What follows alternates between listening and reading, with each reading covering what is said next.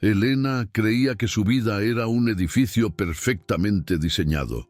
Cada viga, cada columna, cada ventana había sido colocada con una precisión casi obsesiva, siguiendo el plano que había dibujado en su mente desde niña.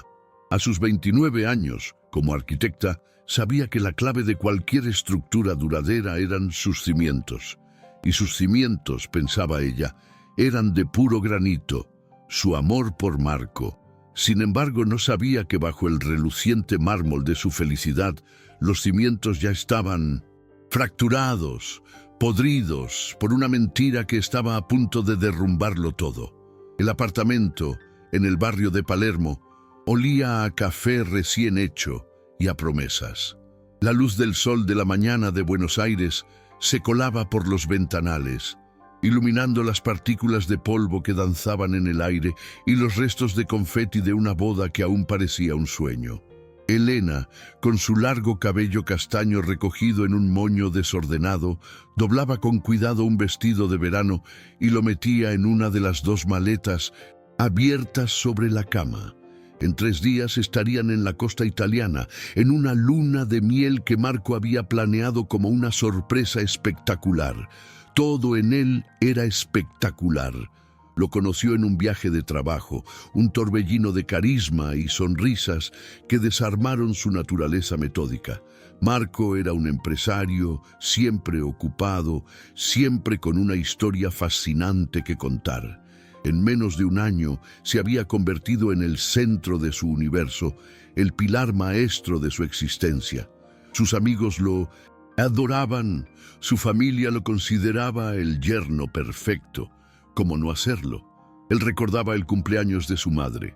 Le enviaba flores sin motivo y la miraba con una devoción que le hacía sentir que el mundo entero se detenía. Su rutina era un ballet de domesticidad perfecta. Desayunos juntos, mensajes de texto a mediodía, cenas donde él contaba anécdotas de su día y ella le mostraba los planos de sus nuevos proyectos. Él la escuchaba con una atención que la hacía sentir la persona más brillante del planeta.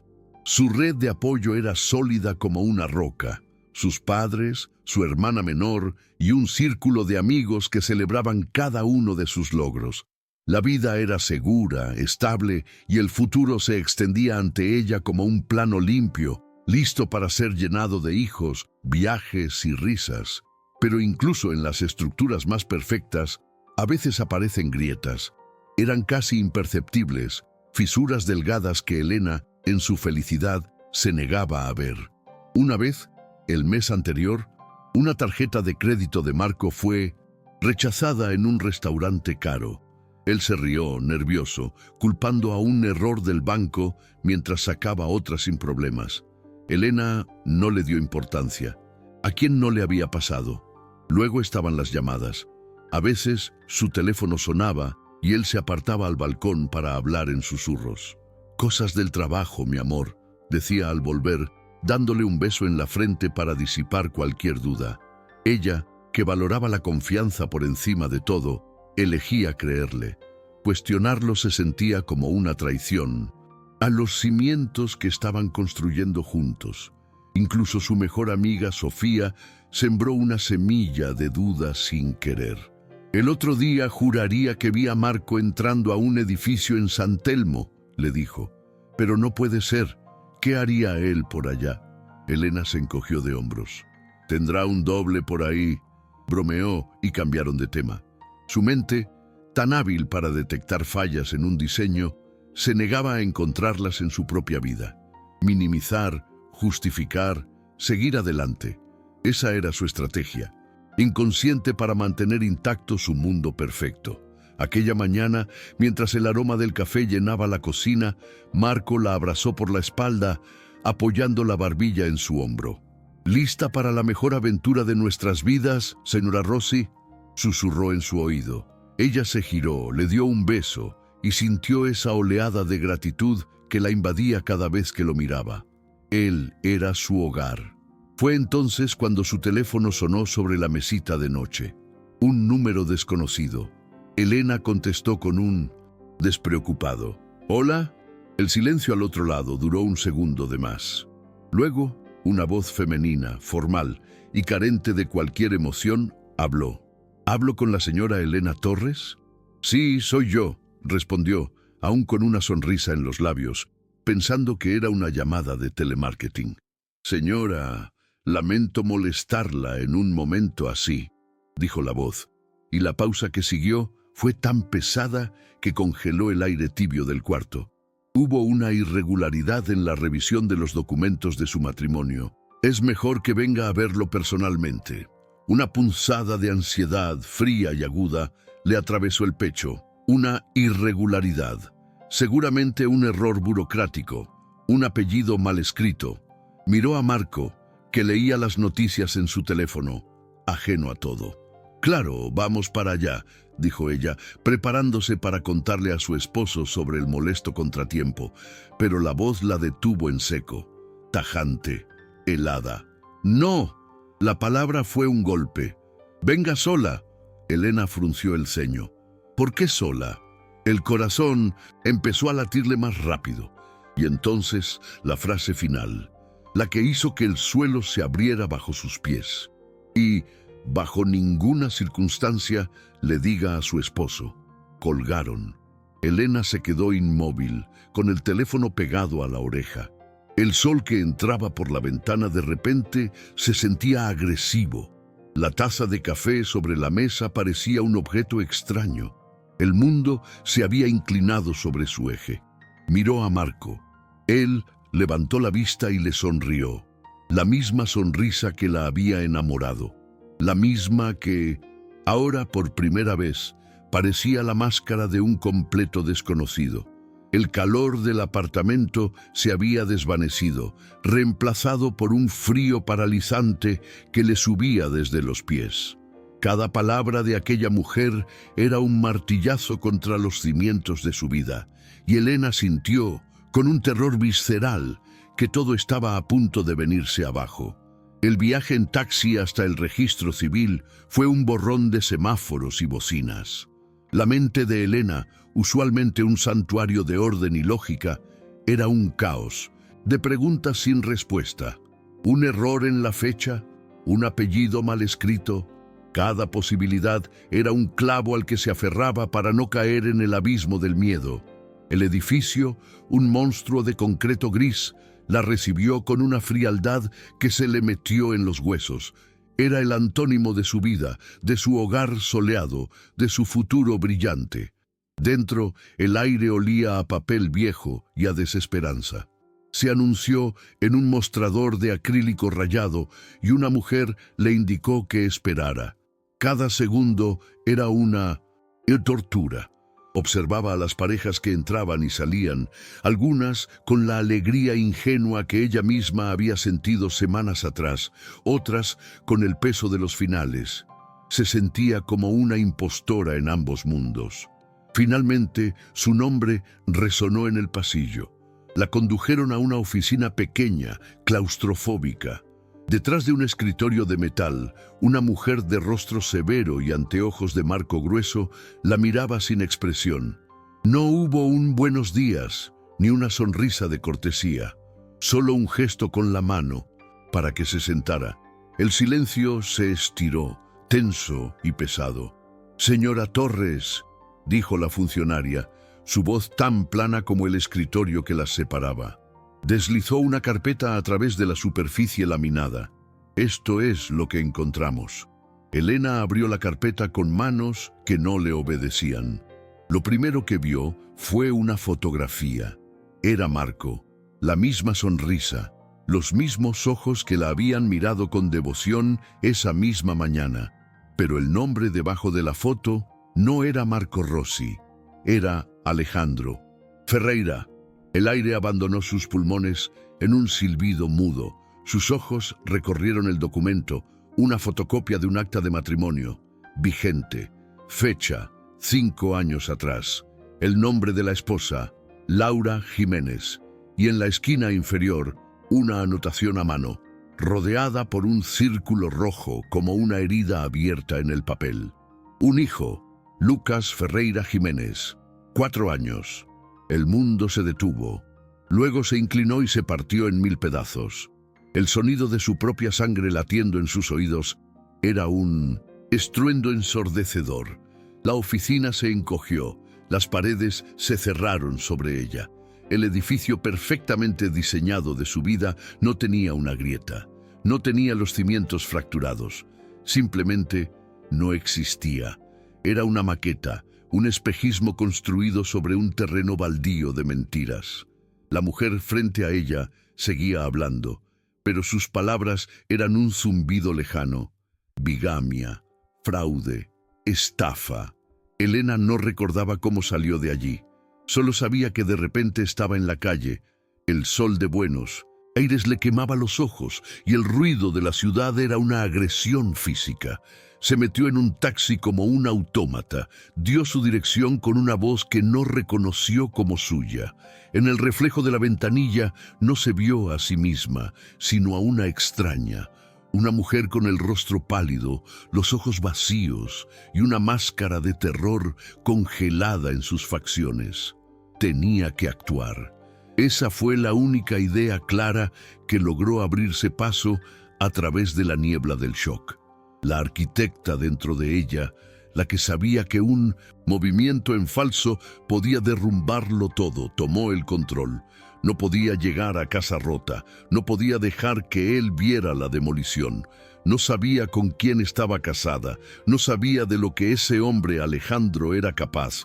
Cuando abrió la puerta del apartamento, el aroma a café aún flotaba en el aire, una burla cruel a la normalidad que había existido solo unas horas antes. Las maletas junto a la puerta, listas para una luna de miel que era parte de la farsa. Marcos salió de la habitación, sonriendo. «¿Todo bien, mi amor? ¿Tardaste?» Cada palabra era veneno, su sonrisa, una máscara. Se acercó para besarla y Elena tuvo que usar cada gramo de su fuerza de voluntad para no retroceder. El contacto de sus labios en su mejilla se sintió como una quemadura. «Sí, solo un problema con un pago de la tarjeta», mintió, la frase saliendo con una naturalidad que la asustó. Se había convertido en una actriz en el escenario de su propia vida. «Bueno, no importa. En 2 días estaremos en Positano, olvidándonos de todo», dijo él, rodeándola con sus brazos. Hablaba de Italia, de las cenas junto al mar, de los paseos bajo la luna, y mientras él describía el futuro que le había prometido, Elena solo podía ver el rostro de una mujer que no conocía y la imagen de un niño de 4 años que había sido traicionado desde antes de nacer. La tensión era un nudo en su garganta, un peso insoportable en su pecho. Se sentía sucia, cómplice de un crimen que apenas empezaba a comprender. Se apartó suavemente. «Voy a darme una ducha». Necesitaba escapar de su mirada, de su presencia. Él la observó, su expresión cambiando sutilmente. «¿Estás bien, Elena? ¿Estás pálida?» Su mirada, esa mirada que antes le parecía llena de amor, ahora era analítica, calculadora. Por primera vez vio al depredador detrás del hombre encantador. El apartamento, su refugio, de repente se sintió como una jaula, y ella estaba encerrada con él. El miedo, frío y paralizante, se apoderó de cada célula de su cuerpo. Estaba atrapada, en la soledad del baño, con el sonido del agua corriendo para ahogar un sollozo que no se atrevía a dejar salir. Elena se miró al espejo. La mujer que le devolvía la mirada estaba destrozada, pero en el fondo de sus ojos color miel, una chispa de acero comenzaba a encenderse. El pánico se estaba transformando. Se estaba convirtiendo en una fría y metódica determinación. No iba a derrumbarse, iba a demolerlo. La arquitecta había vuelto, y su próximo proyecto no sería un edificio. Sería un plan de escape. Ladrillo por ladrillo, mentira por mentira, iba a desmantelar el mundo de Alejandro Ferreira hasta que no quedaran más que ruinas.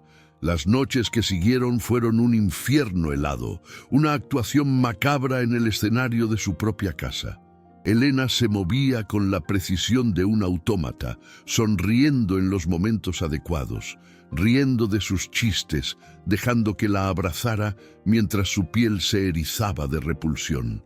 Cada noche, Esperaba a que el ritmo de la respiración de Marco o Alejandro se volviera profundo y constante. El sonido que antes la arrullaba ahora era la banda sonora de su traición, un recordatorio constante del monstruo que dormía a su lado. Fue en la tercera noche cuando reunió el valor. Con el corazón martilleándole en la garganta, se deslizó fuera de la cama. El suelo de madera que siempre había amado por su calidez, ahora era un campo minado de crujidos traicioneros. Descalza, se movió por el apartamento a oscuras, una sombra en el que había sido su santuario. Su objetivo era el estudio de él, el único lugar que él mantenía desordenado, un caos que contrastaba con el orden que ella imponía en el resto de la casa. Quizás en el desorden se escondía la verdad. Revisó cajones con un cuidado quirúrgico, sintiendo el papel, los clips, las facturas viejas. Nada. Su frustración crecía con cada cajón vacío. Estaba a punto de rendirse cuando su mano rozó algo duro en el bolsillo de un viejo saco que colgaba de una silla. Era una billetera, no la que usaba a diario, sino una más vieja, de cuero gastado. Sus dedos temblaban tanto que casi no podía abrirla. Dentro, el olor a viejo y a mentiras. Y allí estaba, una tarjeta de identificación laminada, desgastada por los bordes. La foto era de un Marco más joven, con el pelo un poco más largo, pero con la misma sonrisa depredadora. Y el nombre, impreso en letras negras y definitivas, Alejandro Ferreira. El aire se le atascó en los pulmones. Era real. No era un error. No era una pesadilla. Era su vida. Detrás de la identificación había una foto doblada, casi rota por los pliegues. La desdobló con un cuidado reverencial, como si estuviera manejando un explosivo. En la imagen, una mujer de cabello rubio sonreía a la cámara, y en sus brazos, un niño pequeño de no más de 2 o 3 años miraba con curiosidad. La familia que él había borrado de su existencia para construir una nueva con ella. Una oleada de náuseas la invadió. No era solo una víctima, era la otra, la destructora de un hogar que ni siquiera sabía que existía. Guardó la billetera en su lugar, moviéndose con un sigilo que nunca supo que poseía. A la mañana siguiente, mientras él se duchaba, cantando, Elena hizo la llamada que lo cambiaría todo. Buscó en internet, abogadas, estafa, violencia de género. El primer nombre que apareció le transmitió una extraña sensación de seguridad. Doctora Isabel Vega. Marcó. Su voz, cuando habló, sonó extrañamente calmada, como si estuviera hablando del proyecto y de otra persona. Doctora Vega, buenos días. Mi nombre es Elena Torres. Necesito una consulta urgente sobre un fraude contractual. Es delicado. La voz al otro lado era firme, sin adornos. Entiendo. ¿Hay peligro inmediato? Elena miró hacia la puerta del baño, de donde salía el vapor. No lo sé, susurró. Y esa era la verdad más aterradora de todas. Se reunieron esa misma tarde en un café anónimo, lejos de su barrio. Elena le contó todo, su voz quebrándose solo una vez, al mencionar al niño de la foto. La doctora Vega, una mujer de mirada penetrante y gestos precisos, la escuchó sin interrumpir. Cuando Elena terminó, la abogada no ofreció palabras de consuelo. Ofreció un plan. Escúcheme bien, Elena. A partir de este momento, usted es una actriz. Su vida es un escenario y su actuación tiene que ser perfecta. No lo confronte, no cambie su rutina, no deje que sospeche nada. Estos hombres son encantadores en la superficie, pero son manipuladores y pueden volverse peligrosos cuando se sienten acorralados. Las palabras de la abogada eran como vigas de acero, reforzando la estructura derrumbada de su voluntad. Vamos a hacer esto de forma metódica, como un proyecto de arquitectura, continuó Vega, y Elena sintió una extraña conexión con esa mujer. Primero, los cimientos, su seguridad. Abra una nueva cuenta bancaria a su nombre. transfiera su dinero, poco a poco si es necesario. Segundo, la evidencia. Fotocopie esa identificación. Grabe conversaciones si puede hacerlo de forma segura. Guarde cada recibo, cada mensaje, cada mentira que él diga es un ladrillo para nuestra causa. Y tercero, el plan de demolición. Usaremos el viaje a Italia, la luna de miel. La máxima expresión de su amor falso se convertiría en el arma de su liberación. Los 2 días siguientes fueron los más largos de su vida. Se convirtió en la esposa perfecta. Empacaron juntos, riendo mientras discutían qué ropa llevar. Él la abrazaba, le susurraba al oído lo feliz que era, y ella le devolvía el beso, sintiendo el sabor amargo de la ceniza en su boca. Cada gesto de amor era una pieza de su estrategia. Cada sonrisa era un cálculo. Una noche, mientras cenaban, él levantó su copa. Por nosotros, por nuestro para siempre. Elena levantó la suya, sus ojos encontrando los de él sobre el borde del cristal. Lo miró, no al hombre que amaba, sino al proyecto que estaba a punto de desmantelar. Y con una sonrisa que no le llegó a los ojos, respondió, por nosotros. Por dentro, una voz fría y clara contaba hacia atrás. El día 0 se acercaba, y por primera vez desde que recibió aquella llamada, no sentía miedo, sentía el poder frío y cortante de una justicia inminente. La demolición estaba a punto de comenzar. El día del vuelo llegó con un sol radiante que parecía burlarse de la tormenta que se gestaba dentro de Elena. El apartamento, su nido de amor, ahora era una escenografía. Las maletas junto a la puerta eran los últimos elementos de un decorado a punto de ser demolido. Marco tarareaba una canción italiana mientras revisaba los pasaportes por 10ª vez. Su entusiasmo era un cuchillo que se clavaba en el pecho de Elena con cada nota alegre. Ella se movía con una calma gélida, su mente repitiendo las instrucciones de la abogada como un mantra. Actúa normal, sonríe, no dudes. ¿Lista para la aventura de tu vida, mi amor?, dijo él, rodeándola por la cintura y besándole el cuello. Elena se obligó a relajar los músculos, a girarse y a devolverle una sonrisa que le costó cada gramo de su energía. Más que lista. Su voz sonó firme, una proeza de la ingeniería emocional. El timbre del intercomunicador sonó. El taxi. El momento había llegado. El corazón de Elena dio un vuelco tan violento que temió que él pudiera oírlo. Mientras Marco respondía, ella tomó su bolso, sus dedos rozando la fría superficie de su teléfono.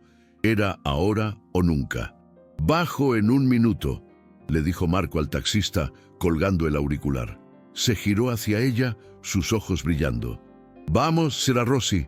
Italia nos espera». Elena respiró hondo. La última línea de su guión. «Ay, mi amor, casi lo olvido», dijo, su voz teñida de una falsa urgencia. «Dejé un regalo para mi mamá en la oficina. Pensaba dárselo antes de irnos. Tengo que ir a buscarlo. No tardo nada». La sonrisa de Marco vaciló. Un destello de impaciencia cruzó su rostro. «Ahora, Elena, el taxi está esperando». Lo sé, pero es importante», insistió ella, manteniendo su expresión de apuro inocente. «Te lo prometo, vuelo. Ve, bajando las maletas si quieres. Te alcanzo abajo». Él la estudió por un segundo, un análisis rápido que le heló la sangre, pero su actuación fue impecable. Él suspiró, su expresión relajándose en una sonrisa condescendiente. «Está bien, pero no tardes. No quiero perder el vuelo por un regalo». Se acercó y le dio un beso en la frente. Un gesto paternal, de control. Elena luchó contra el impulso de limpiarse la piel. «No tardo», repitió, su voz un susurro. Se dirigió a la puerta, cada paso medido. No corrió, no miró hacia atrás. Abrió la puerta, salió al pasillo y la cerró detrás de ella. El clic del cerrojo fue el sonido más ensordecedor y liberador que había escuchado en su vida. No fue a su oficina. Un auto sin identificación la esperaba en la esquina. tal como lo había planeado con la doctora Vega. Se subió y el vehículo se alejó sin hacer ruido. Solo entonces, cuando el edificio de su vida falsa desapareció por el espejo retrovisor, Elena se permitió temblar. Un sollozo seco y ahogado se escapó de su garganta. No eran lágrimas de tristeza, eran de terror, de alivio, de una pérdida tan profunda que aún no podía nombrarla. En un pequeño y anónimo despacho, la doctora Vega la esperaba con un vaso de agua. No hubo palabras innecesarias. Elena simplemente asintió. La abogada levantó el teléfono. Su voz era un bisturí, precisa y letal. «Oficial, habla la doctora Vega. El sujeto está solo en el domicilio. Puede proceder. Le reitero el nombre. Alejandro Ferreira. Sí, por cargos de bigamia y estafa». Mientras, en el apartamento, Alejandro miraba su reloj. La impaciencia se convertía en irritación. Marcó el número de Elena. Buzón de voz. Frunció el ceño. ¿Dónde se había metido? El timbre sonó de nuevo. Seguramente el taxista, molesto. Abrió la puerta con un gesto de fastidio. No era el taxista. Dos oficiales de policía, altos e imponentes, llenaban el umbral. Sus rostros eran inexpresivos. «¿Señor Alejandro Ferreira?», preguntó uno de ellos, su voz resonando en el silencio del pasillo. El mundo de Alejandro se detuvo. La sonrisa encantadora se congeló en su rostro y luego se desmoronó, como una máscara de yeso cayendo al suelo. La confusión dio paso al pánico y luego a la comprensión helada. La mirada del depredador se transformó en la de un animal acorralado. No hubo gritos, no hubo resistencia, solo el sonido metálico de las esposas cerrándose alrededor de sus muñecas y la voz monótona del oficial leyéndole sus derechos. Los vecinos se asomaron por sus puertas, susurrando, observando cómo el marido perfecto era escoltado fuera del edificio que había sido su escenario. El castillo de naipes se había derrumbado con un solo soplido. En el despacho, el teléfono de la doctora Vega sonó. Escuchó, asintió y colgó. Se giró hacia Elena. «Ya está», dijo con suavidad. «Lo tienen». La tensión que había mantenido a Elena en pie durante días se desvaneció de golpe.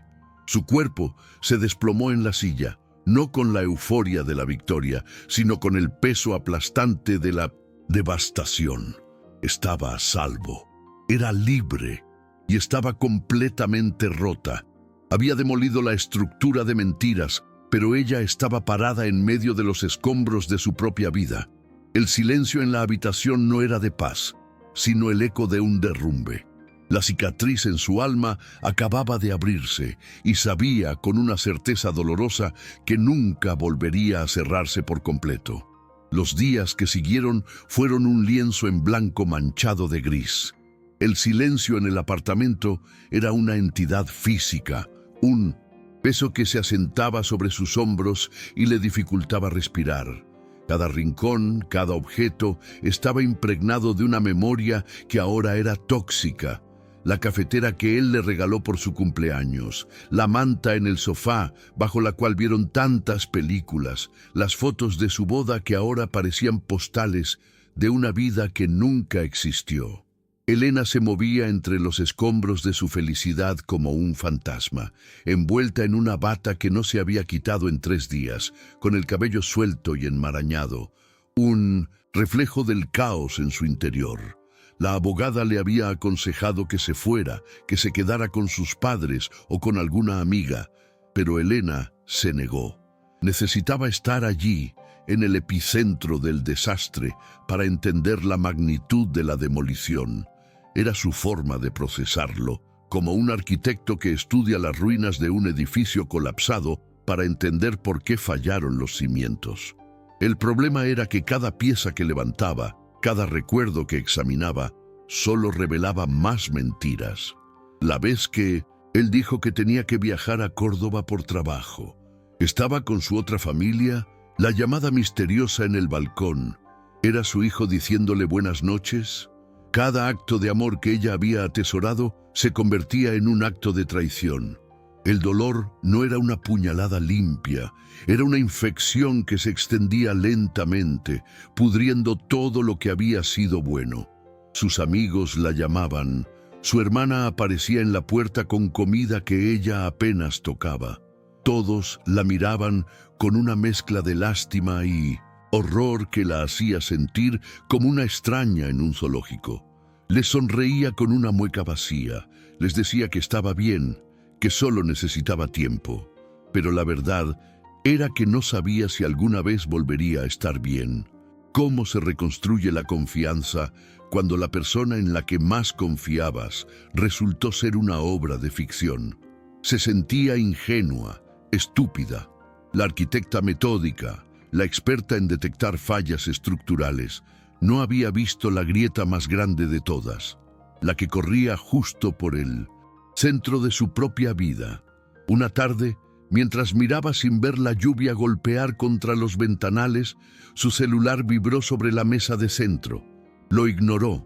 Podía ser su madre o Sofía, con otra ronda de preguntas bien intencionadas que ella no tenía la fuerza para responder. Pero el teléfono vibró de nuevo, y otra vez. Un mensaje tras otro, de un número que no tenía registrado. Con una apatía que la asustó, lo tomó. La pantalla iluminó una foto. Una mujer de cabello rubio, con una mirada cansada, pero desafiante, sostenía la mano de un niño pequeño que miraba a la cámara con unos ojos enormes y curiosos. Eran los ojos de él, los ojos de Alejandro. Elena sintió que el aire se le escapaba de los pulmones. Era ella, Laura Jiménez, la esposa, la verdadera. Debajo de la foto, un texto, corto, directo. Gracias por exponerlo. El corazón de Elena comenzó a latir con una fuerza dolorosa. Sus dedos temblaban mientras leía el siguiente mensaje. Creí que era solo otra víctima, pero encontré algo en sus cosas que te conecta con su pasado de una forma que ni te imaginas. Tenemos que hablar. El miedo, la rabia y una curiosidad morbosa lucharon dentro de ella. ¿Qué podía conectarla con el pasado de ese monstruo? ¿Otra mentira? ¿Una más profunda? ¿Más retorcida? Durante días, Elena había sido un objeto pasivo en la demolición de su vida. Pero ese mensaje, esa foto, esa mujer, era algo nuevo. Un ladrillo inesperado entre los escombros. Por primera vez en una semana, sintió algo más que dolor. Sintió una punzada de intriga. Se encontraron en el mismo café anónimo donde Elena había conocido a su abogada. Un lugar sin recuerdos. Laura llegó primero. Era diferente a la foto. Más delgada, con ojeras que hablaban de noches sin dormir, pero con una postura erguida que irradiaba una fuerza forjada en el acero del sufrimiento. No se saludaron con un abrazo ni con palabras de consuelo. Se sentaron una frente a la otra, dos extrañas unidas por el mismo hombre y la misma traición. «Pedí un café para ti», dijo Laura, su voz más suave de lo que Elena esperaba. «Gracias», respondió Elena, su propia voz un susurro. El silencio se extendió entre ellas, lleno de preguntas no formuladas y juicios no expresados. Fue Laura quien lo rompió. «No vine a juzgarte», dijo, mirando directamente a los ojos de Elena. «Él es un experto, un encantador de serpientes. Yo también caí». Elena asintió, sintiendo un nudo en la garganta. Verla allí, tan real, tan herida como ella, disolvió una parte del muro de vergüenza que había construido a su alrededor. «¿Qué encontraste?», preguntó Elena yendo al grano. La arquitecta en ella necesitaba datos, planos, hechos. Laura sacó de su bolso una pequeña caja de madera. La deslizó sobre la mesa. Estaba escondida en el fondo de su armario, detrás de una pared falsa. A él le gustaban los secretos. Con manos temblorosas, Elena abrió la caja. Dentro había cartas viejas, algunas fotos en blanco y negro y un delgado diario de cuero. Abrió el diario. La caligrafía era elegante, femenina, pero no era la letra de Laura, ni la suya. Leyó la primera línea. «Querido diario, Hoy conocí a un joven arquitecto en la universidad. Su nombre es Alejandro. Dice que juntos construiremos el mundo. Elena levantó la vista, confundida. No entiendo. ¿Quién es esta? Laura la miró, sus ojos llenos de una tristeza infinita. Su primera víctima, una estudiante de arquitectura como tú. Se llamaba Isabel. Desapareció hace 10 años. La policía cerró el caso. Pensaron que se había ido del país. Pero en la última página del diario, Laura hizo una pausa, respirando hondo. Ella escribió que tenía miedo, que Alejandro se estaba volviendo posesivo, controlador, que había descubierto que él le había robado sus diseños, sus proyectos, y los estaba presentando como suyos. El mundo de Elena se inclinó por segunda vez. El frío que sintió no era de shock, sino de un horror profundo y visceral. No era solo un bígamo, un estafador. Era un ladrón de vidas, de sueños. Y ella, la arquitecta, había sido su último proyecto. Él no solo te robó el corazón y el dinero, Elena, susurró Laura, su voz quebrada. Te eligió por lo que eras, porque eras como ella. Estaba repitiendo un patrón. En ese momento, en ese café anónimo, algo dentro de Elena se recompuso.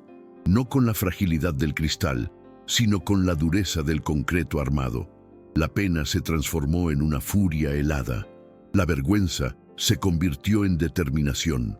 Ya no se trataba de su corazón roto, se trataba de justicia, por ella, por Laura, por su hijo y por la memoria de una joven arquitecta llamada Isabel, cuyo sueño había sido robado. Miró a Laura, la mujer que debería haber odiado, y vio a una aliada, una compañera en la batalla que estaba por comenzar. «Vamos a destruirlo», dijo Elena, y su voz ya no era un susurro, era una promesa, era el sonido de la primera viga de acero siendo colocada en el nuevo edificio de su vida. Un edificio que no sería de amor, sino de justicia, y sus cimientos, esta vez, serían indestructibles. La alianza entre Elena y Laura no fue una de lágrimas y consuelo, fue una de planos y estrategias. Se convirtieron en las arquitectas de la justicia. Con el diario de Isabel como piedra angular, no acudieron solo a la policía, fueron a la prensa. Contactaron a una periodista de investigación conocida por su tenacidad, una mujer que olfateó la historia de un depredador serial escondido detrás de una sonrisa de portada de revista. No fue solo una denuncia, fue una demolición mediática. La historia de Alejandro Ferreira, el encantador empresario, el marido perfecto, explotó en los titulares. Ya no era un simple caso de bigamia, era un patrón de abuso, de robo intelectual, de vidas desmanteladas. Otras mujeres, víctimas de estafas menores, encontraron el valor para hablar. El nombre de Isabel, la estudiante de arquitectura desaparecida, volvió a resonar en los pasillos de la justicia, reabriendo una herida que Alejandro creía enterrada para siempre. Él, que había construido su vida sobre los sueños rotos de otros, vio cómo su propia estructura se derrumbaba en público, viga por viga, mentira por mentira, hasta que no quedó más que el polvo de su infamia. Elena no se quedó a ver el final del derrumbe. Una vez que entregó las pruebas, una vez que su testimonio fue la carga de dinamita final, se apartó. Vendió el apartamento de Palermo, borrando cada rastro de esa vida prefabricada. Necesitaba un terreno limpio para empezar a construir de nuevo. 2 años después, el sol de la mañana ya no entra por los ventanales de un apartamento lleno de promesas falsas. Entra por el enorme cristal de un estudio de arquitectura en el barrio de Colegiales. El espacio es minimalista, lleno de luz, maquetas y planos. En la pared de la entrada, una placa de metal pulido reza: Estudio Origen, arquitectura con propósito. Elena ya no lleva el cabello en un moño desordenado. Lo lleva corto, un corte práctico y elegante que enmarca un rostro que ha cambiado. Las líneas suaves de la ingenuidad han sido reemplazadas por la firmeza de la experiencia. Sus ojos color miel ya no buscan solo lo bueno, ahora buscan lo verdadero.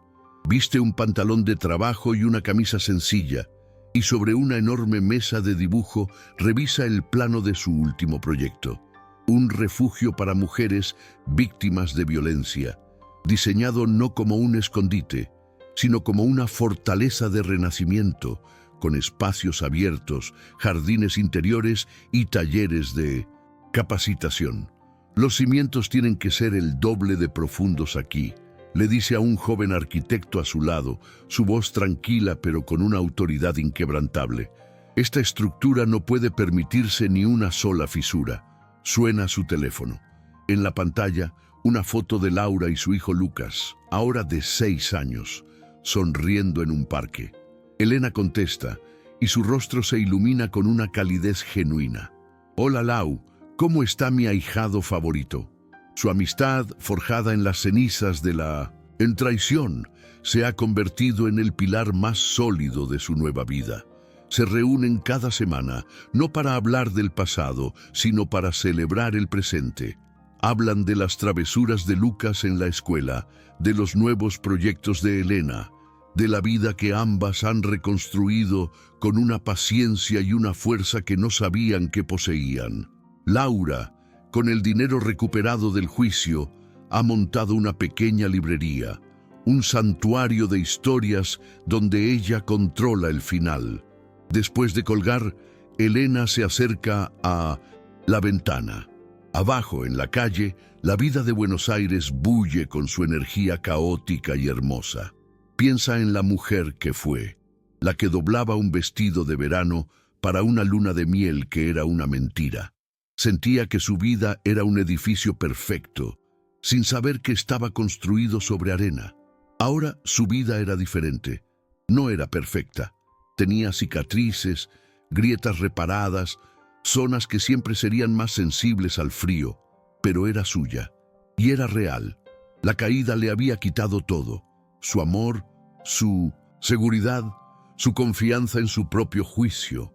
Pero en el silencio de los escombros encontró algo mucho más valioso: su propósito. Transformó la demolición en su obra maestra. Ya no diseñaba casas, diseñaba refugios. Ya no construía estructuras, construía futuros. La justicia para Isabel nunca fue completa, pero cada ladrillo que ponía en sus nuevos proyectos era un homenaje a su memoria, una promesa de que ningún sueño robado quedaría en el olvido. Se da cuenta de que la verdadera arquitectura no consiste en crear estructuras perfectas e inamovibles. Consiste en diseñar espacios que puedan soportar tormentas, que puedan doblarse sin romperse y que, incluso después del peor de los terremotos, ofrezcan un lugar seguro para reconstruir. Su vida era ahora su proyecto más importante, y sus cimientos, forjados en el dolor, la verdad y el coraje, eran, por fin, indestructibles. Comenta desde qué país estás viendo este video, y si quieres escuchar más historias de coraje y renacimiento, suscríbete al canal